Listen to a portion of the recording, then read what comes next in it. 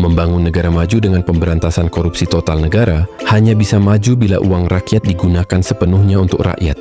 Korupsi adalah penghambat utama kemajuan, ibarat penyakit kronis yang menggerogoti ekonomi, merusak kepercayaan dan menghancurkan masa depan generasi mendatang.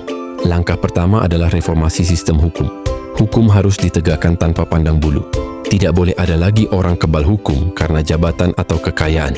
Penegak hukum yang korup diberantas terlebih dahulu, agar lembaga hukum menjadi bersih dan dipercaya. Dibutuhkan pengadilan khusus korupsi yang cepat, tegas, dan transparan. Langkah kedua, digitalisasi birokrasi dan transparansi anggaran. Semua transaksi negara, dari APBN, APBD, sampai proyek desa, wajib terbuka dan bisa diawasi publik secara real-time melalui sistem digital. Dengan begitu, celah untuk memanipulasi dana publik bisa ditutup. Langkah ketiga, perlindungan dan insentif untuk pelapor korupsi. Masyarakat, jurnalis, dan pegawai negeri yang berani melaporkan korupsi harus dilindungi hukum, diberi penghargaan, bahkan insentif. Budaya diam karena takut harus diubah menjadi budaya lapor karena cinta negeri. Langkah keempat, pendidikan anti korupsi sejak dini.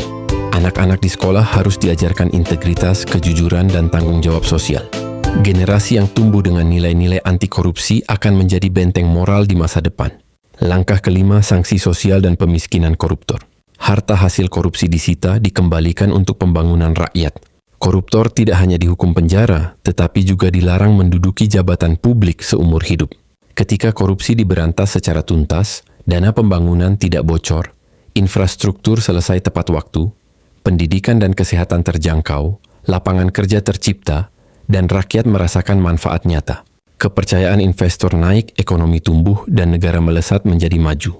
Negara maju bukan hanya karena gedung tinggi atau teknologi canggih, tetapi karena rakyat percaya bahwa uang pajak mereka dikelola jujur dan adil. Pemberantasan korupsi di semua sektor adalah kunci membuka pintu kesejahteraan bangsa. Usia saya 73 tahun. Saya hanya ingin meninggalkan nama baik. Saya akan melaksanakan tugas saya. Saya akan tegakkan keadilan. Saya akan melawan segala bentuk korupsi di Republik ini tanpa pandang bulu.